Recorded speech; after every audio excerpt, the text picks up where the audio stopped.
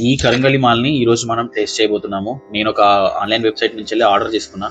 So ఇది ఎంత genuine అనేది తెలుసుకోవడానికి నేను టెస్టింగ్స్ అనేటివి చేసిన. Hello guys, welcome back to my channel.